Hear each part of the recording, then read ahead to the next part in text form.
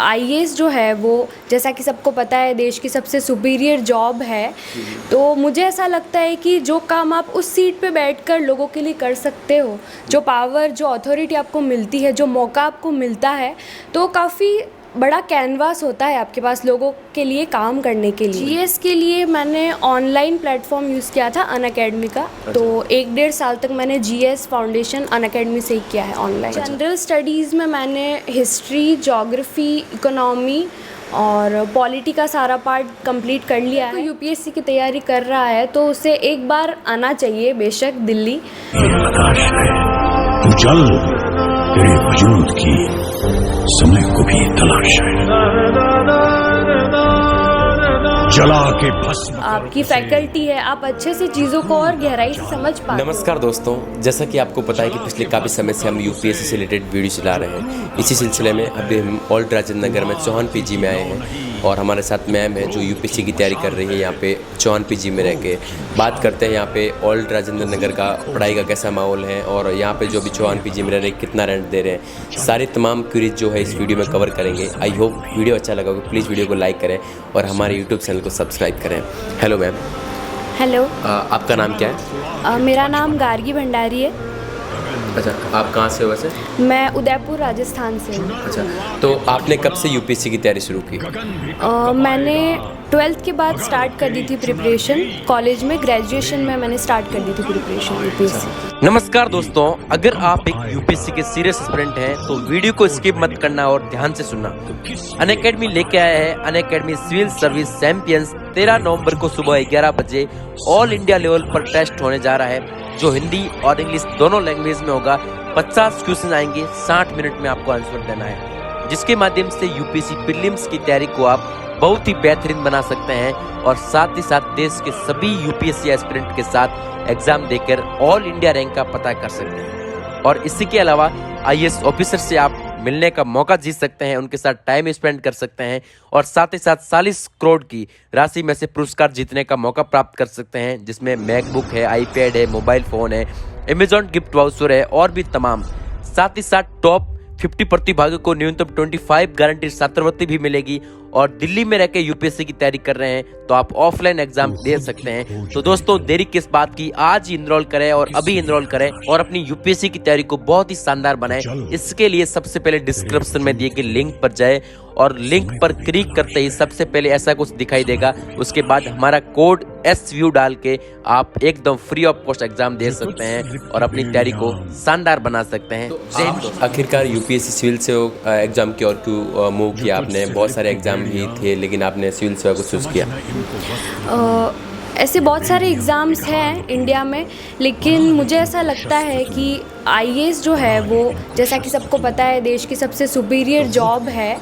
तो मुझे ऐसा लगता है कि जो काम आप उस सीट पे बैठकर लोगों के लिए कर सकते हो, जो पावर, जो अथॉरिटी आपको मिलती है, जो मौका आपको मिलता है, तो काफ़ी बड़ा कैनवास होता है आपके पास लोगों के लिए काम करने के लिए। तो आप लोगों की हेल्प कर सकते हो और फिर आपको खुद को सेटिस्फेक्शन फील होता है कि आपने इस पोस्ट पे बैठ के लोगों के लिए इतना काम किया है, देश के लिए कुछ अच्छा किया है। अच्छा, तो कितने टाइम से आप दिल्ली में रह रहे हो यहाँ पे? महीना भर हुआ है मुझे अभी यहाँ शिफ्ट हुए दिल्ली में। उसके पहले जयपुर में ही मैंने प्रिपरेशन की थी। अच्छा, तो चौहान पीजी का कैसा माहौल है यहाँ पे? जैसे वार्डन अपने साथ दीपिका है, उनका बिहेवियर और ऑलमोस्ट चौहान सर है, ऑलमोस्ट इनके बारे में क्या कहोगे आप? चौहान पीजी बहुत अच्छा पीजी है और घर जैसा माहौल है यहाँ पे। वार्डन मैम है तो अच्छे से हम लोगों का ख्याल रखती है और चौहान सर भी टाइम टू टाइम विज़िट करते रहते हैं, एग्जामिन करते रहते हैं चीज़ों को। और माहौल काफ़ी अच्छा है यहाँ पे, कोई डिस्टर्बेंस नहीं है, अच्छे से हम लोग पढ़ाई करते हैं रूम में रह के और अच्छा माहौल है। अच्छा, तो जयपुर में जैसा कि आपने बताया कि वहाँ पे तैयारी करते थे, फिर भी आप अभी दिल्ली में रह रहे हो, तो इसकी क्या वजह है? आप दिल्ली में क्यों आए तैयारी करने? कोचिंग्स तो जयपुर में भी थी काफ़ी, बट यूपीएससी का जो माहौल है, जो कंपटीशन है, जो वाइब्स है, वो दिल्ली में ही मिलती है। जैसे हम यहाँ रह रहे हैं तो आसपास का माहौल, स्टडी सर्कल जो है, तो ये सब चीज़ें और फैकल्टी, मेन हम लोग कोचिंग के लिए आए हैं तो जो लेवल फैकल्टी का यहाँ पर है वो जयपुर में नहीं है इतना। तो इन सारी चीज़ों को कंसिडर करते हुए हम दिल्ली आए हैं। अच्छा, आपका ऑप्शनल सब्जेक्ट कौन सा है? ऑप्शनल PSIR है मेरा, political science and international relations. अच्छा, उसके लिए आप कहाँ से रिसोर्सेज फॉलो कर रहे हो?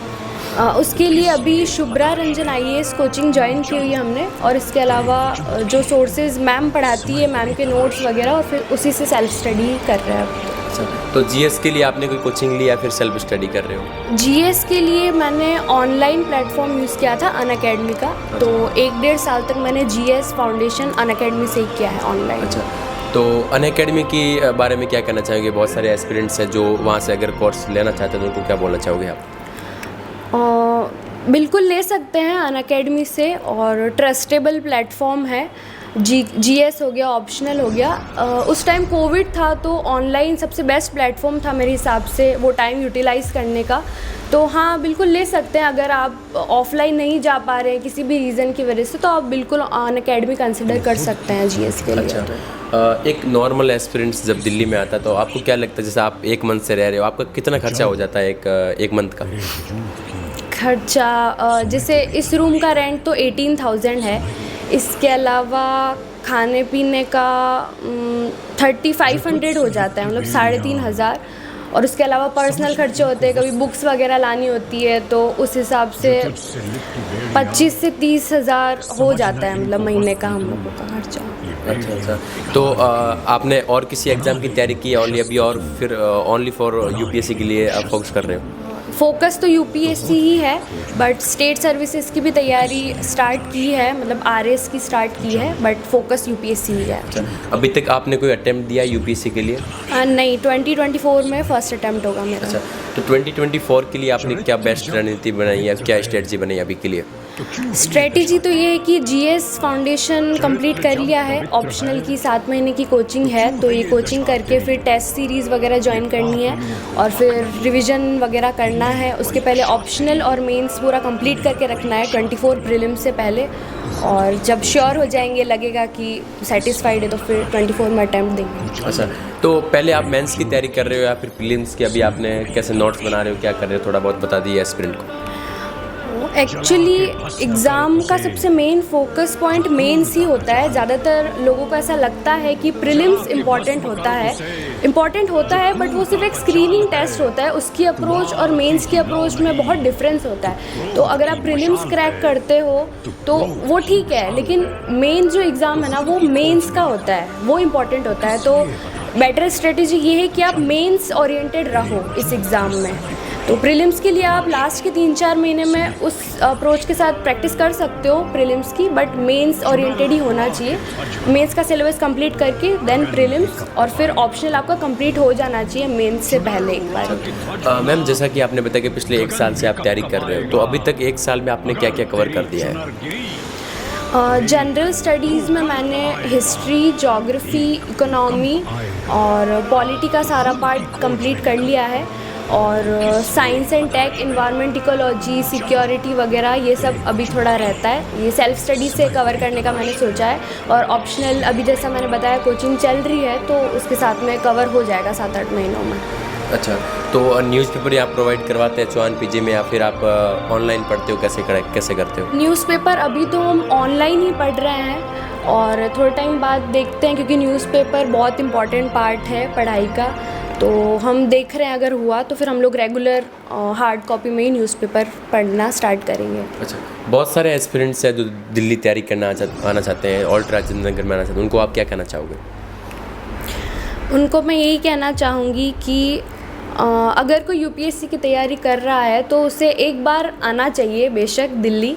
कोचिंग्स तो और भी जगह है, लेकिन भले ही आप थोड़े टाइम के लिए ही आओ, लेकिन एक माहौल जो मिलता है, एक वाइब जो मिलती है, वो यहाँ आके आपको फील होता है, क्योंकि रियल कंपटीशन है यहाँ पे, आपकी फैकल्टी है, आप अच्छे से चीज़ों को और गहराई से समझ पाते हो उस एग्ज़ाम को, कि कैसे क्या है, हमें क्या चीज़ पढ़नी है, आप अपडेटेड रहते हो, क्योंकि ये सेंटर है, UPSC का हब है दिल्ली, और दिल्ली में भी राजेंद्र नगर, करोल बाग है, तो आना चाहिए, मतलब सारी चीज़ों को देखते हुए। अच्छा, आई होप दोस्तों वीडियो अच्छा लगा होगा। प्लीज़ वीडियो को लाइक करें और हमारे यूट्यूब चैनल को सब्सक्राइब करें। और इसी के साथ अगर आप दिल्ली में आना चाहते हैं, गर्ल्स एस्पिरेंट है या फिर बॉयज़ एस्पिरेंट है, अगर आपको यहाँ PG चाहिए, फ्लैट चाहिए, किसी भी प्रकार की नीड हो, तो आप चौहान सर से कांटेक्ट कर सकते हैं। उनका डिस्क्रिप्शन में नंबर देते हैं, वहाँ से जुड़ सकते हैं। और साथ ही साथ अगर हमारे से जुड़ना चाहते हैं आप, तो उसका इंस्टाग्राम का लिंक मैं डिस्क्रिप्शन दे दूँगा, वहाँ से आप जुड़ सकते हैं। जय हिंद दोस्तों।